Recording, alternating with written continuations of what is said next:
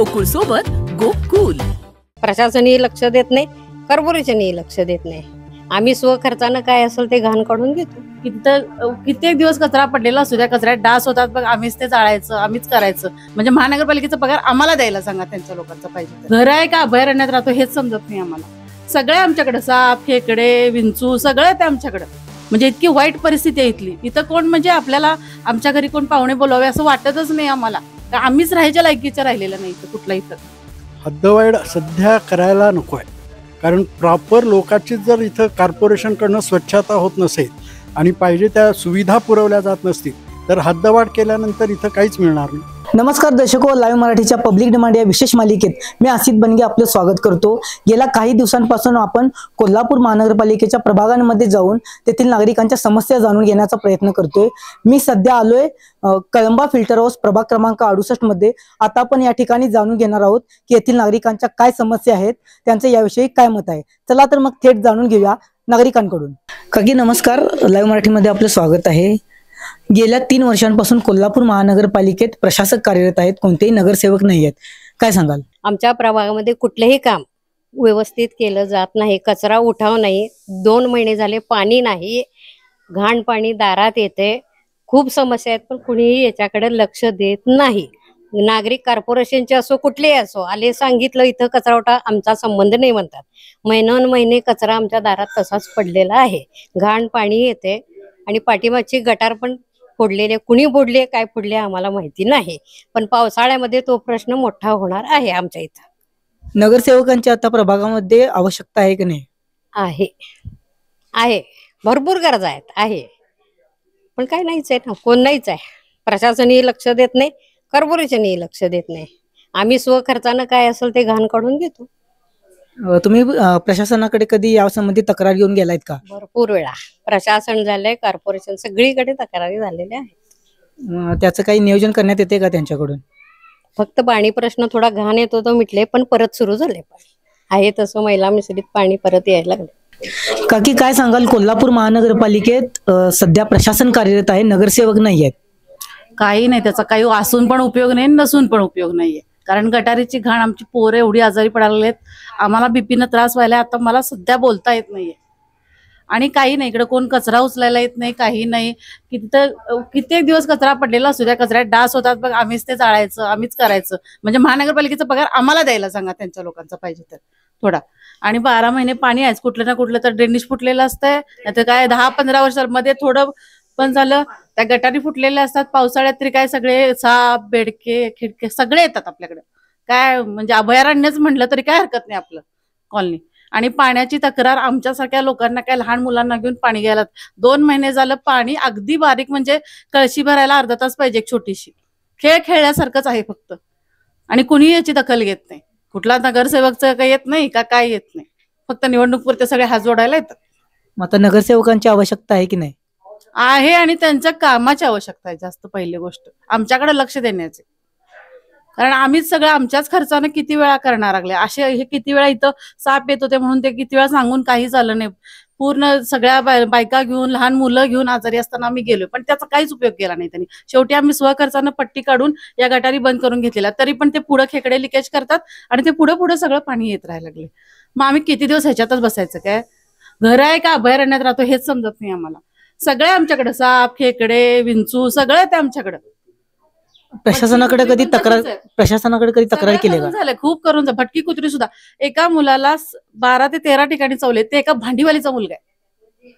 मग माणसांनी पोटाला राबायला जायचं का त्या मुलांच्या भटक्या कुत्र्यांवर खर्च करायचा?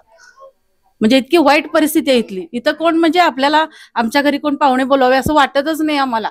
आम्हीच राहायच्या लायकीचं राहिलेलं नाही इथं कुठलाही प्रकार. प्रशासनाला काय सूचना कराल? त्यांनी लक्ष द्या, माणसं मरायच्या आधी तरी लक्ष द्या, इतकंच. बाकी काही नाही. सगळ्यांचे जीव घेतल्यावर नंतर मग आम्ही हे करतो, आम्ही ते करतो, काहीही उपयोग नाहीये त्याचा. तुम्ही जोपर्यंत माणसं जीव तोडून सांगतायत ना, तेव्हा लक्ष द्या, त्याचा काहीतरी उपयोग होईल. येताय रे जाताय रे, काय देतात अर्ज जातात, काय उपयोग नाहीये त्याचा.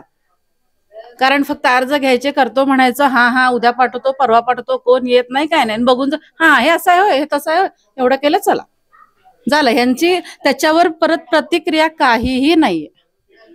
काहीतरी करायला पाहिजे ना. लहान मुलांचा जरा तरी विचार, त्यांना पण मुलं असतीलच ना. काय असंच म्हणजे आमची मुलं अशीच आहेत आणि त्यांची काही होणार नाहीत अशी, असं काही नाहीये. आणि लहान मुलं इथे ह्या लाईन मध्ये तर भरपूर आहेत, म्हातारी माणसं आहेत, लहान मुलं घर सोडून गेले ते बघा कुलप टाकून.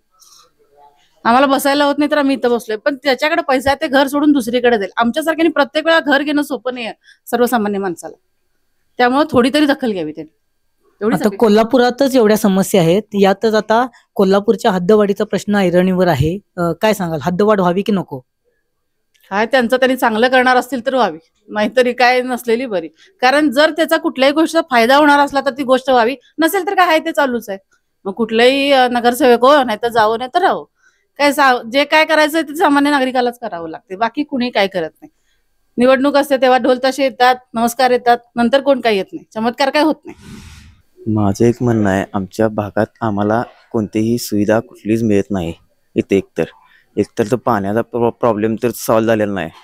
एकतर ते आयुक्त येऊन गेले, आयुक्तानं पण काही काम केलेलं नाही इथली. ते बघून गेले पाणी फक्त असं तसं आहे, करूया हे करूया, त्या काही अजून काय झालेलं नाही. त्यानंतर पुढचा विषय म्हणल्यानंतर कुत्री, भागातली कुत्री ती नाही, ती काय त्याआड काय लक्ष दिलेलं नाही त्यांनी एकतर. आणि तिसरा म्हणजे काय आहे, भागातल्या नागरिकांना त्रास होतो ह्या पाण्याचा. त्यांनी अजून त्या गोष्टीचा, आता माझ्या घरात मूल आहे, त्या मुलाला ढासाचा प्रॉब्लेम झालाय, सगळा झालाय, खरं ते अजून प्रॉब्लेम सॉल्व्ह झालेला नाही आहे. प्रशासकांना मग सूचना काय करशील तू याबाबत?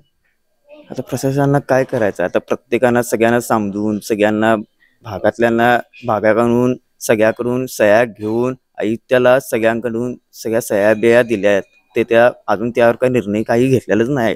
हद्दवाढ झाली तरी चांगली गोष्ट आहे ह्या गोष्टीची, खरं का चांगलं काम होईल, कुठं तर सगळ्यांना मार्ग चांगलं तर मिळेल. महानगरपालिकेकडे आरोग्य अधिकारी आहेत, स्वच्छतेसाठी वेगवेगळे अधिकारी आहेत.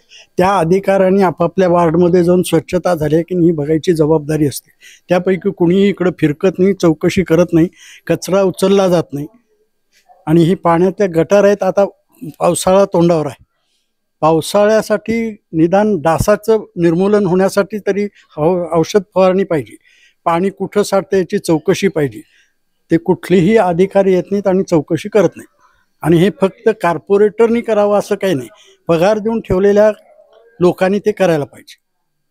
नगरसेवक आता प्रभागात हवेत की नकोत?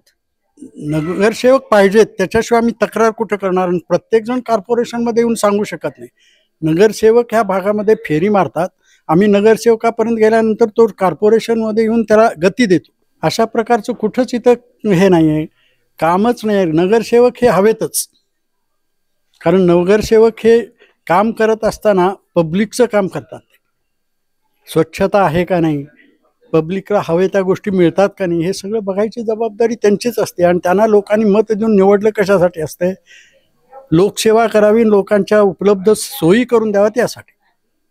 प्रशासकांच्याकडे कधी तुम्ही तक्रार घेऊन गेलात का? मी इथल्या सगळ्या लेडीजनी 2 वेळा जाऊन भेटून सांगून सगळं आलेले. त्या प्रशासक त्यावेळेस कोणतरी अधिकारी लेडीज होत्या, त्या लेडीज अधिकाऱ्यांच्याकडे तक्रारी 2-3 वेळा झाल्या. 1-2 वेळा तर त्या भेटायचे टाळत होत्या, पण इथं थांबून 4-5 वाजता लोकांनी थांबून त्यांना भेटून परत आलेले. शहरातच आता इतक्या समस्या आहेत, यातच आता कोल्हापूरच्या हद्दवाढीचा प्रश्न पुढे येतोय. हद्दवाढ व्हावी की नको? हद्दवाढ सध्या करायला नको आहे, कारण प्रॉपर लोकांची जर इथं कॉर्पोरेशनकडनं स्वच्छता होत नसेल आणि पाहिजे त्या सुविधा पुरवल्या जात नसतील तर हद्दवाढ केल्यानंतर इथं काहीच मिळणार नाही. त्या लोकांना कॉर्पोरेशन जर ती सुविधा देऊ शकत असेल तर करा ना, पण कॉर्पोरेशन हद्दीतल्या लोकांना कुठं देत आहे? त्या सुविधा पुरवा अगोदर आणि त्यानंतर हद्दवाढ करा. प्रशासनाला काय सूचना कराल? प्रशासनाला एकच सूचना आहे माझी, की ज्या कर्तव्यासाठी तुमची नेमणूक झालेली आहे आणि त्या नेमणुकीसाठी तुम्ही तुमचं कर्तव्य पार पाडा. ती जबाबदारी, त्या पोस्टिंगसाठी असलेली जी जबाबदारी आहे ती त्यांनी पार पाडावी. तर आपण या ठिकाणी पाहिलं की काही नागरिकांना असं वाटतंय की या ठिकाणी नगरसेवक हवेत, तर काहींना वाटतंय की प्रशासन आहे ते चांगल्या प्रकारे काम करत आहे आणि काही नागरिकांचा हा प्रशासनावरती रोष असलेला दिसून येते. अशाच प्रकारचे नवनवीन व्हिडिओज पाहण्यासाठी आमच्या लाईव्ह मराठी चॅनेलला सबस्क्राईब करा, फेसबुक आणि इंस्टाग्राम पेजला फॉलो करा. लाईव्ह मराठीसाठी कॅमेरामन नरेंद्र देसाईसह असित बनिगे, कोल्हापूर.